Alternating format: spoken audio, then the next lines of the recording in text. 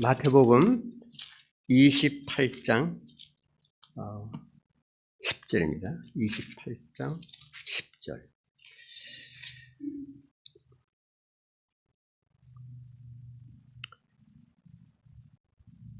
이에 예수께서 이르시되 무서워하지 말라. 가서 내 형제들에게 갈릴리로 가라 하라. 거기서 나를 보리라 하시니라. 아멘.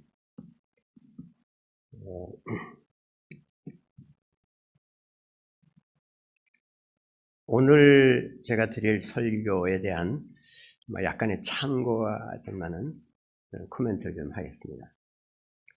제가 지난번에는 교리 설교를 했죠. 구원을 이룰 수 있는가? 근데 오늘은 교리 설교가 아니고 어떻게 말을 붙여야 할지 모르겠는데 생활 설교, 신앙 설교, 그러니까 그리스도의 인격에 비춘 메시지입니다. 근데 이제 사실 오늘 제가 드리는 이 메시지는요, 여러분 중에 아마 기억하시는 분들은 혹시 있을지 모르겠습니다만, 10년도 훨씬 넘었을 거예요. 그때 제가 이 교회에서 했어요. 근데 그것을 지금 또 해야 할 이유가 뭔가, 제가 사실은, 그 옛날에 아주 오래됐어요. 몇십 년 됐습니다, 이제. 그때 주님의 시선이라는 거 하고, 타이틀이, 그 다음에, 내 손을 붙드신 주님이라는 두 권으로 된 마가복음 강해서를 출판했댔어요. 아주 오래됐습니다. 근데 그 속에 오늘 드리는 이 메시지 본문이 들어있어요. 물론 꼭 같지는 않죠. 그러나 그 후에 다시 좀 새롭게 깨달은 것도 있고 그래서 오늘 이 말씀을 택했는데 오래전에 그러니까 준비된 거죠. 이번에 제가 두 권으로 나왔던 마가복음을 다시 정리하고 그 다음에 그때 다루지 못했던 마가복음의 본문들이 있어요. 예를 들면 종말론이라든지 이것은 제가 그때 터치를 안 했습니다. 그래서 그것까지 다 넣어서 첫 절부터 마지막까지 다 포함하는 단권 마가복음 강해서를 제가 탈고를 했어요. 그래서 이제 출판을 기다리는데 그것은 아직은 준비가 안 됐고요. 때가 되면 출판하려고 합니다. 그렇게 아시고요. 그때 메시지나 지금이나 사실 포인트는 같아요. 그러나 약간의 더 넣고 더 빼고 또 새롭게 가미한 것들이 있겠죠. 그래서 아무튼 은혜가 되시기 바랍니다. 성경은 복음이 무엇인가 하는 것을 두 가지 측면으로 설명하고 있어요. 한 가지는 뭐냐면 교리적인 설명이에요. 그러니까 예수님이 하나님의 아들로서 이 세상에 오셨다. 그리고 십자가로 가셔서 우리 인류의 죄를 대속하셨다. 근데 지금은 이제 예수께서 부활하셔서 하나님 우편 보좌의 좌정에 계신다. 그래서 이분을 자신의 주로 맞이하는 사람들은 죄의 용서를 받고 구원을 받는다는 것입니다. 또 이제 다른 것은 뭐냐면 예수님의 생애 동안에 있었던 여러 가지 사건들 있잖아요. 그 사건들 중에서 어느 부분을 이렇게 떼서 그것이 가지고 있는 의미를 설명하는 거예요. 그래서 주로 예수님이 누구신가에 대한 것을 진술합니다. 그래서 이 차이가 뭐냐 그러면 교리적으로 설명하는 것은 우리들의 지성의 지평을 높여줍니다. 그 다음 예수님의 생애 사건을 통해서 설명하는 복음은 우리들의 마음에 감동을 줍니다. 그래서 오늘 본문은 예수님이 부활하신 후에 제자들을 만나시는 내용이에요. 예수님이 이제 십자가의 그 길을 가시는데 그 순환이 가까워졌을 때 제자들에게 미리 말씀하신 것이 있어요. 그것이 뭐냐면 내가 다시 살아난 다음에 갈릴리로 가겠다. 거기서 너희들을 만날 것이다. 라고 여러 번 반복해서 말씀하십니다. 그 본문들을 제가 잠시 읽어드린다면 예수께서 제자들에게 이르시되 너희가 다 나를 버리리라. 이는 기록된 바 내가 목자를 치리니 양들이 흩어지리라 하였음이니라. 그러나 내가 살아난 후에 너희보다 먼저 갈릴리로 가리라. 그 다음 또 같은 내용이긴 하지만 반복하십니다. 가서 그의 제자들과 베드로에게 이르기를 예수께서 먼저 갈릴리로 가시나니 전에 너희에게 말씀하신 대로 너희가 거기서 배우리라 하라. 또 말씀하시기를 예수께서 이르시되 무서워 말라. 가서 내 형제들에게 갈릴리로 가라 하라. 거기서 나를 보리라 하시니라. 여러 번 말씀하셨는데 조금 이상한 점이 있지 않습니까? 뭐가 이상하죠? 예수님이 어디서 부활하셨어요? 예루살렘에서 부활하셨죠. 근데 예수님이 부활하셨을 때 대부분의 제자들은 아직도 예루살렘에 있었어요. 근데 왜 구태여 저 먼 북쪽의 갈릴리에서 제자들을 만나시겠다고 하는 걸까요? 우선 생각해 봐야 할 것은 예수님이 부활하신 후에 만난 자들이 누구냐 하는 거예요. 물론 제자들이죠. 근데 우리가 편의상 제자들이라고 이렇게 부르는 것이지 사실은 이 사람들 제자들의 어떤 자격이 있는 사람들입니까? 그들은 죽는 데까지 우리가 주를 버리지 않고 따르겠습니다. 이렇게 장담했던 사람들이잖아요. 그러나 실제로 죽음의 위기가 왔을 때 예수님은 혼자 두고 다 도망쳤죠. 그러니까 이런 사람들은 제자가 아니고 배신자들입니다. 그런데 예수께서 갈릴리에서 나를 보리라 하신 것이 내가 거기 가서 기다리고 있다가 너희들을 보복하겠다. 그런 뜻이었을까요? 그렇다면 오히려 그냥 예루살렘에 계시면서 제자들을 처벌하시면 되지 않았겠습니까? 그렇게 하시지 않은 이유가 무엇이겠어요? 그들을 용서하셨기 때문입니다. 성경에는 하나님을 인격적으로 만나본 후에 늘상 하는 고백이 있어요. 그것이 뭐냐면 주와 같은 신이 어디 있사오리까? 우리가 익숙하게 인용하는 미가서 7장에 있는 말씀 제가 봉독하겠습니다. 주와 같은 신이 어디 있으리까? 주께서는 죄악과 그 기업에 남은 자의 허물을 사유하시며 인애를 기뻐하심으로 진로를 오래 품지 아니하시나이다. 다시 우리를 불쌍히 여기셔서 우리의 죄악을 발로 밟으시고 우리의 모든 죄를 깊은 바다에 던지시리다. 이 말씀 표현도 멋지지만 얼마나 듣기에 좋습니까? 그런데 실제로 그렇게 느끼세요? 나의 죄를 다 발로 밟으시고 그 많은 숱한 죄들을 깊은 바다에 던지셨다 하는 그 말씀이 나에게 실질적으로 경험적으로 리얼하냐 그런 말씀이에요. 만일 그것이 나에게 리얼하다면은 내 인생이 달라질 것입니다. 교회가 달라질 것입니다.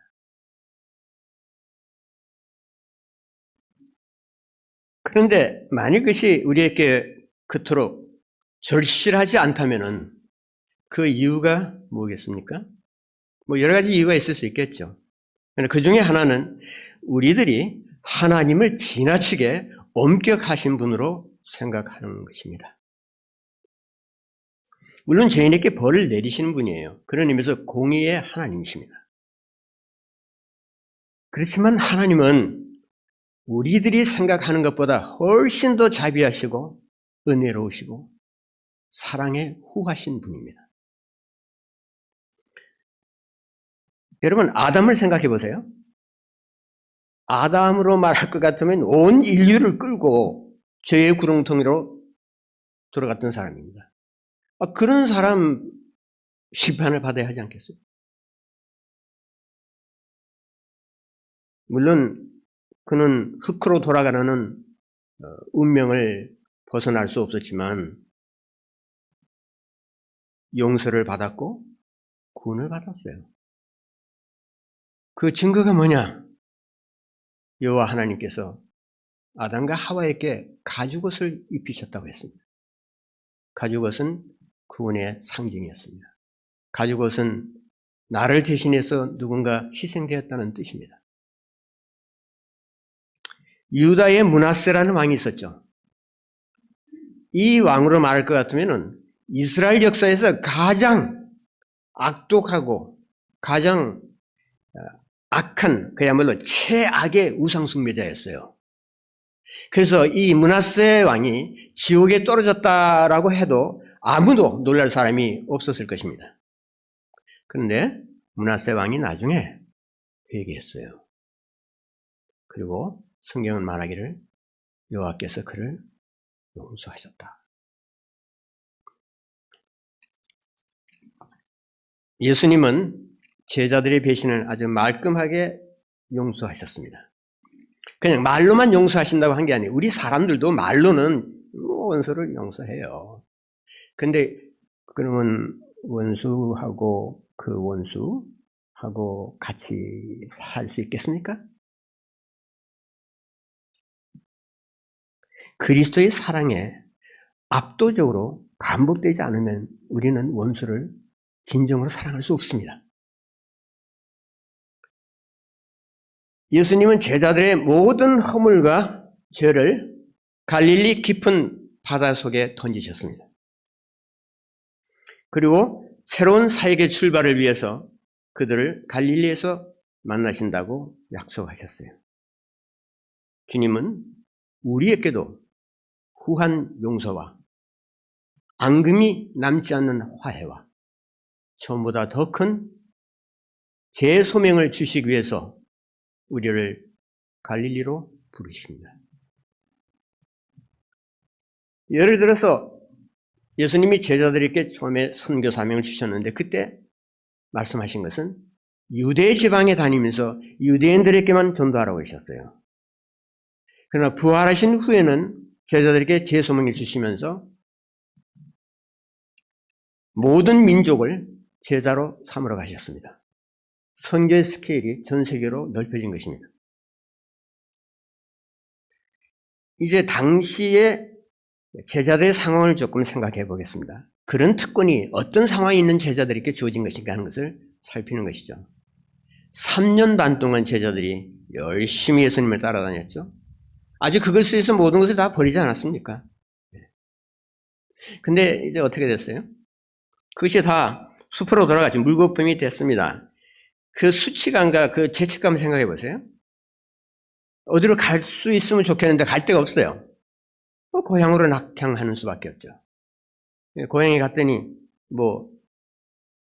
이 사람들을 환대하고 이렇게 참 수고 많이 했다고 칭찬하는 사람이 있습니까?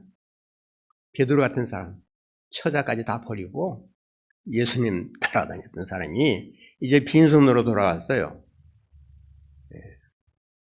쓸모없는 존재들이 됐다고 사람들이 생각했겠죠? 다른 제자들에 대해서 같이 생각했을 거예요. 아니, 고기잡이 생업을 다 팽개치고 배운 것도 없으면서 예수님 따라다니면서 행세하려고 하다가 그냥 낭패를 당하고 돌아왔으니까 한심하다고 했겠죠. 사람들이 혀를 찼을 것입니다.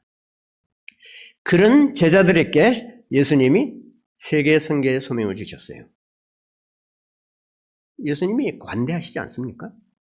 예수님의 용서가 크지 않습니까? 하나님은 과연 자유롭고 인애가 많으시고 노하기를 터지하시는 분이 아니에요? 근데 그것이 우리에게 리얼하느냐 이거예요. 흔히 사람들이 말하기를 남들이야 뭐라고 나에 대해서 말하든지 간에 그거 신경 쓰지 말아요. 그렇게 말하죠.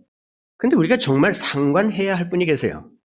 그분이 누구냐면 예수님이죠. 예수님이 나를 어떻게 보느냐 하는 것을 주목해야 됩니다. 그야말로 다른 사람이 어떻게 나를 평가하고 보든지 간에 예수님이 나를 어떻게 보시느냐 하는 것이 중요하다. 그것이 문제죠. 아무리 사람들이 나를 나쁘다고 해도 예수님이 나를 보시고 좋다고 하시면 된 거예요. 우리는 영적으로 이제 넘어지면은 우리가 여러 가지 면에서 넘어지는데 자신을 학대하는 그런 성향이 있어요. 근데 하나님을 잘 섬겼던 사람일수록 자기 학대가 심한 것을 봅니다. 나는 형편없는 인간이야. 나는 이제 끝났어. 하나님이 나를 절대로 받아주시지 않을 거야. 그래서 깊은 침체에 빠집니다.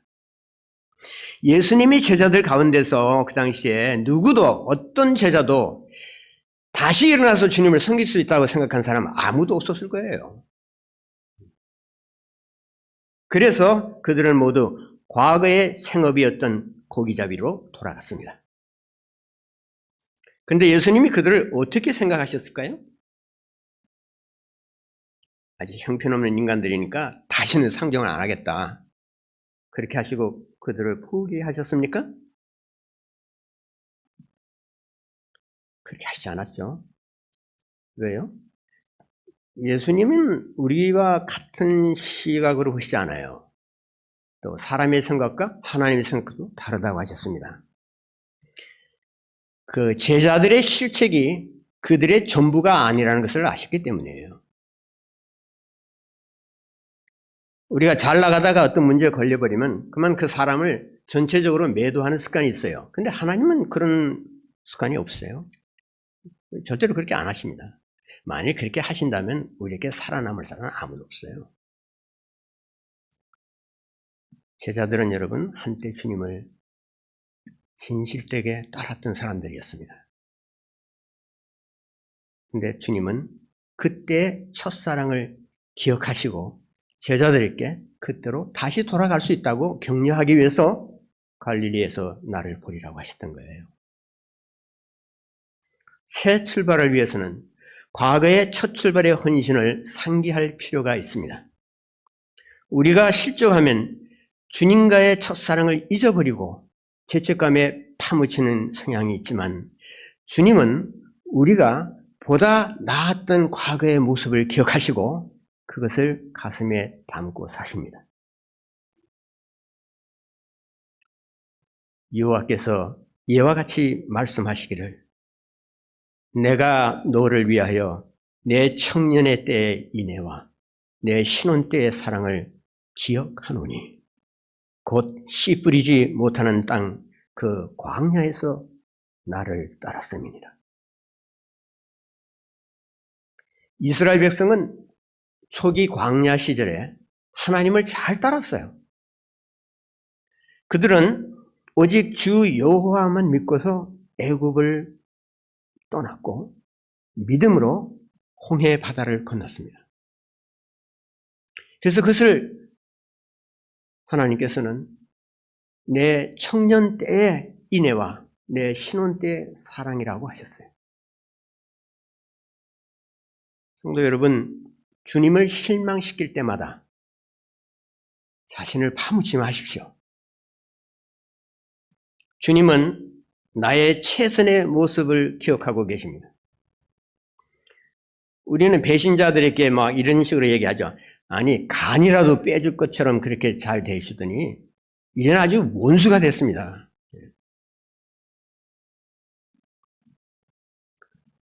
그런데 상대방과의 사이가 아무리 나빠도 상대방이 간이라도 빼줄 듯이 됐던 그 시간을 기억하십시오. 왜요? 그래야 용서하기가 쉽습니다. 예수님은 제자들의 헌신과 사랑을 기억하셨어요. 예수께서 제자들을 쉽게 용서하실 수 있었던 비결이었습니다. 예수님은 갈릴리에서 산과 또 해변에서 호숫가에서 제자들을 만나주셨어요. 11 제자가 갈릴리에 가서 예수께서 지시하신 산에 이르러 예수를 배웠고 경배하나 아직도 의심하는 자들이 있더라. 그 예수님이 지시하신 그 산이 정확하게 어떤 산인가 하는 것은 잘 알 수 없어요. 그렇지만 적어도 예루살렘에 있는 겟세마네 동산이 아닌 것은 확실합니다. 이것은 제자들에게 아주 큰 위로가 되는 정말 다행스러운 일이었어요. 만일 예수님이 겟세마네 동산에서 만나자 하셨으면 어떻게 됐을까요? 제자들이 겟세마네에서 어떻게 했어요? 주님께서 하늘 아버지께 십자가를 목척에 두시고 피땀으로 기도하실 때 아주 깊이 잠들었어요.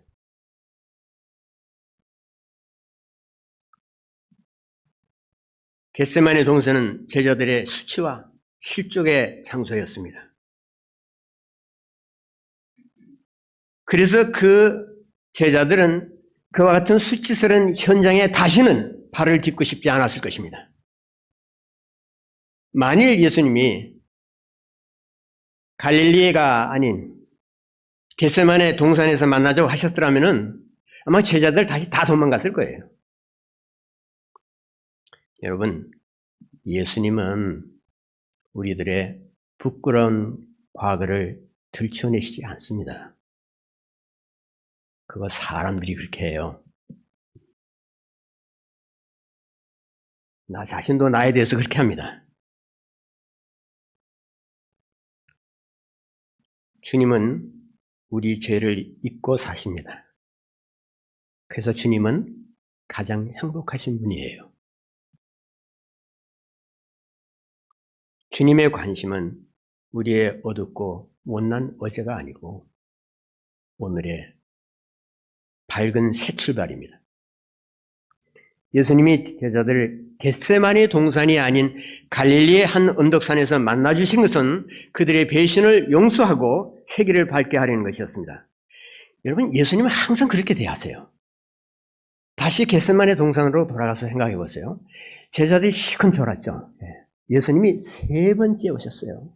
그때 어떤 일이 있었습니까? 그때 이 제자들 보고 이 한심한 것들아, 다시는 나를 만나지 말아야 된다. 다시 나는 너를 안 보겠다.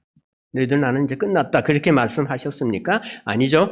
일어나 함께 가자고 하셨어요. 민망해서 얼굴을 들 수 없고 무슨 말을 해야 할지 모르는 그런 제자들에게 예수께서 일어나라.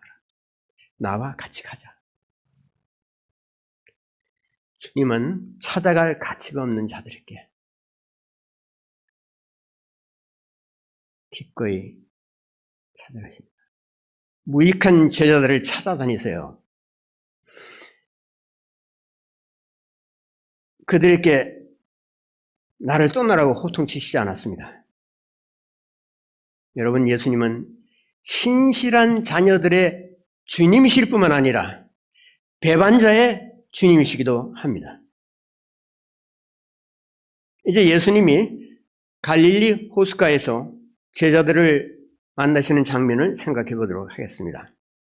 날이 새어갈 때 예수께서 바닷가에 서셨으나 제자들이 예수신 줄 알지 못하는지라. 왜 예수님이 제자들을 갈릴리 해변에서 만나셨을까요? 호수가 아름다워서 그랬을까요? 그런 거하고는 전혀 상관이 없어요. 이것은 제자들의 헌신의 첫걸음을 제자들의 첫사랑을 상기시키는 것이었습니다. 제자들의 헌신을 기억하게 하는 것이었어요. 그것은 주님과의 첫사랑이 시작된 해변이었고 나를 따르라는 예수님의 부르심이 메아리 치는 것이었습니다. 예수님은 좌절과 수치에 젖은 제자들에게 그 첫사랑의 감격이 다시 살아날 수 있는 그것이 다시 상기되는 곳으로 부르셨던 것입니다. 여러분, 주님에 대한 나의 첫사랑은 시간이 지나면 변질되기 쉽습니다. 뜨겁던 사랑도 식어지고요. 때로는 나도 배반의 길을 택하고 주님의 뜻을 벗어납니다. 주님을 외면하기 십상이고 주님에 대한 나의 헌신에 스스로 회의를 느낄 정도로 내가 사는 경우가 종종 있죠. 여러분, 주님에 대한 나의 첫사랑은 온전하지 않습니다. 그럴지라도 주님의 첫사랑은 변하지 않습니다. 나의 사랑은 완전하지 않지만 주님의 사랑은 완전합니다. 갈릴리 해변에서 제자들을 만나신 주님의 의도가 무엇이었겠습니까? 너희는 나를 배신했지만 나는 아직도 너희들을 변함없이 날마다 사랑한다는 그 고백을 들려주고 싶었던 것입니다.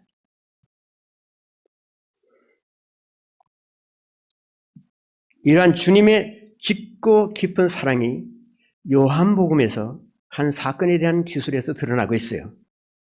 육지에 올라보니 숯불이 있는데 그 위에 생선이 놓였고 떡도 있더라. 여러분, 이 같은 표현을 당시의 상황을 생각하고 읽는다면 가슴이 뭉클하지 않습니까?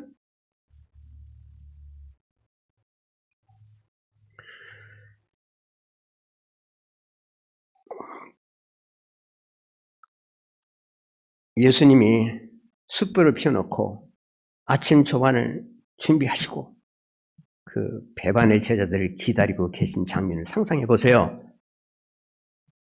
얼마나 감동 있는 장면이에요? 얼마나 아름다운 장면입니까?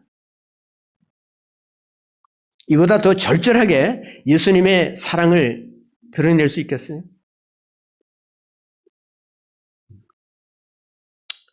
이 구절에서, 이 대목에서 이 장면을 생각하면서 오랫동안 머물고 싶지만은 그것을 다 설명하고 다 느껴보고 감격할 수 있는 그런 영적 소양이 우리에게 부족하지 않나 싶어요. 저도 더 이상 설명 못하겠습니다. 여러분 중에 혹시 예술적 감각이 뛰어나신 분이 계신다면 이러한 장면을 시나 음악이나 조각이나 그림으로 한번 표현해 보시기 바랍니다. 그들이 이제 아침상을 이제 물리고 다 받아먹은 다음에 또 하나의 장면이 나옵니다. 예수께서 베드로를 향해서 내가 나를 사랑하느냐고 물으셨어요. 그 질문을 들은 베드로의 심정이 어땠을까? 이거 참 상상하기 어려워요. 아마도 만감이 교차하는 착잡한 심정으로 가슴이 찢어질 듯 했을 것입니다.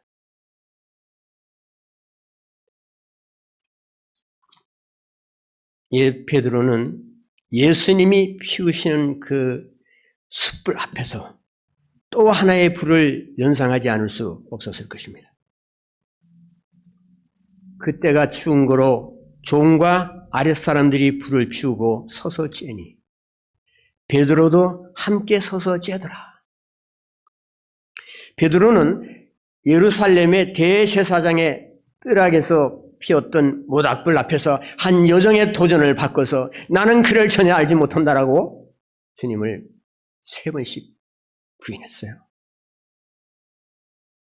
그러나 갈릴리 해변의 숯불 앞에서 베드로는 예수님의 도전을 받고 주님, 그러하나이다. 내가 주님을 사랑하는 줄을 주께서 아시나이다. 그렇게 대답했죠. 베드로에게는 대제사장의 뜰하게 모닥불은 배반과 수치의 어지를 떠올리게 하였고, 갈릴리 해변의 숯불은 용서와 새 출발의 오늘을 비추어 줬습니다. 예수님은 배신의 현장을 기억나게 하는 그 숯불이 주께 대한 사랑을 고백하는 모닥불로 승화되게 하신 것입니다. 베드로는 더 이상 숯불 앞에서 양심의 가책을 느끼면서 괴로워할 필요가 없었습니다. 갈릴리 해변의 숯불이야말로 대제사장의 뜰 안에서 있었던 베드로의 부끄러운 과거를 불태우는 정화의 불길이었습니다. 이제 베드로는 주님의 용서를 확신하였고 내 양을 치라는 주님의 재소명을 안고서 선교의 길을 떠날 준비가 되었던 것입니다. 예수님은 제자들의 배신 때문에 십자가의 못자국보다도 더 깊은 상처를 받았어요. 내 죄가 그처럼 크고 많은데 나를 벌하시지 않고 오히려 나를 먹이시고 나를 살피시는 이유가 무엇입니까? 어째서 새벽부터 해변가에 오셔서 못자국 난 손으로 아침 조반을 준비하시고 주님을 부인하고 도망친 제자들을 그토록 보살펴주는 까닭이 무엇입니까? 배반한 제자들에게 주님이 무서운 정죄와 불같은 심판으로 임하시지 않는 까닭이 무엇이에요?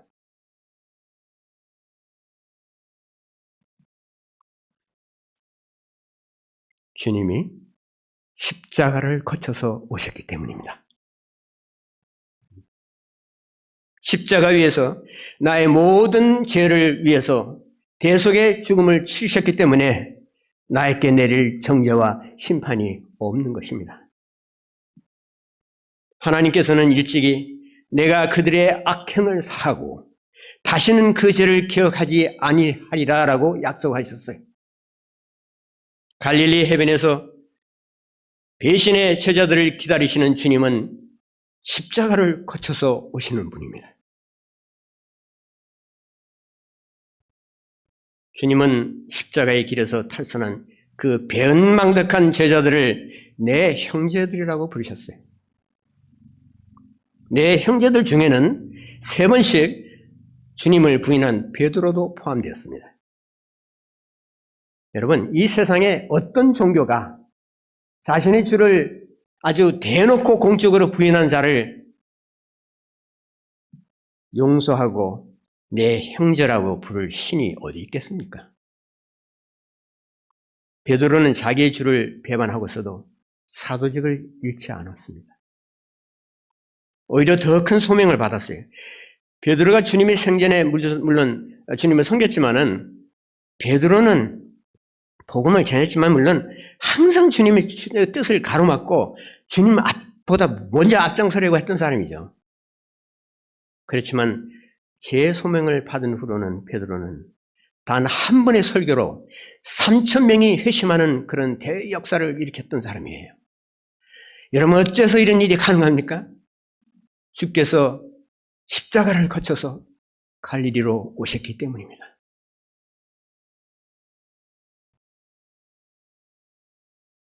여러분, 기독교는 화해와 용서의 종교입니다. 기독교의 하나님은 죄악된 우리들을 거듭해서 용서하시고 거듭해서 다시 오십니다. 주님은 언제나 우리 가까이 계십니다. 과연 어떤 사람들에게 가까이 하시고 가까이 다가오십니까? 쓸모없는 자들, 실족한 자들, 배반한 자들, 여러분과 저와 같은 연약한 자들에게 다시 오십니다. 주님은 갈릴리 해변에서 십자가에 못 박힌 그 피 흘린 손으로 배신의 제자들을 위해 용서와 화해의 아침상을 차려주셨습니다.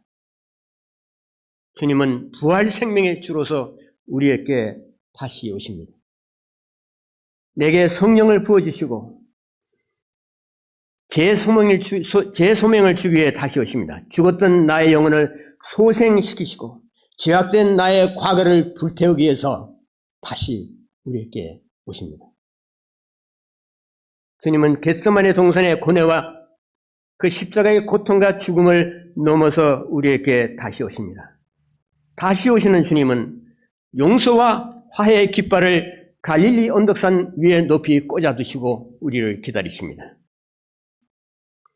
주님은 죽음보다 강한 십자가의 사랑으로 갈릴리 해변에 꽃잎처럼 질비히 뿌려놓으시고 우리들을 이른 아침부터 기다리십니다. 주님은 화가 변하여 복이 되게 하시고 슬픔이 변하여 춤이 되게 하십니다. 성도 여러분, 내 인생에서 일어난 이런저런 굳은 일 때문에 괴로워하십니까? 부끄러운 일들이 있어서 양심이 불편하십니까? 주님 앞에 서기가 쑥스럽습니까? 주님을 정말 사랑하면서 정말 교인답게 하나님의 자녀답게 살고 싶은데 마음만 그렇지 시간이 지나면 또 흐지부지해지고 주님에 대한 사랑이 식어지고 내가 주의 복음을 정말 믿는지 안 믿는지 의심스러울 정도가 되고 늘 그런 식으로 곁길로 가고 있지는 않습니까? 주님이 기다리십니다. 예수님의 제자들은 이 모든 부분에서 다 실패했어요. 그러고도 용서를 받고 회복이 됐습니다. 주님은 그들의 슬픔의 배옷이 잔치의 예복이 되게 하셨고 저주가 변하여 복이 되게 하셨습니다. 이것은 역사적인 사실이에요. 우리가 신약성경을 한 번만이라도 제대로 읽는다면 여기에 아멘 하고 화답할 것입니다. 우리 모두 주님 앞에서 부끄럽고 부족한 존재들입니다. 우리 중에 주님을 이모저모로 배신해보지 않은 자들이 아무도 없을 줄 압니다. 그러나 화가 변하여 복이 되게 하시는 하나님을 신뢰한다면 갈릴리 해변에서 십자가에 피 묻은 손으로 마련하시는 예수님의 아침 조반상을 받게 될 것입니다. 또한 배신한 나를 형제라고 나의 형제라고 부르시는 주님의 음성을 듣게 될 것입니다. 그리하여 우리들도 미가 선지자처럼 저와 같은 신이 세상에 어디에 있으리라고 감탄하고 고백하면서 하나님을 새롭게 섬기며 찬양하게 될 것입니다. 주께서 여러분의 심령에 은혜를 내리시기를 기원합니다.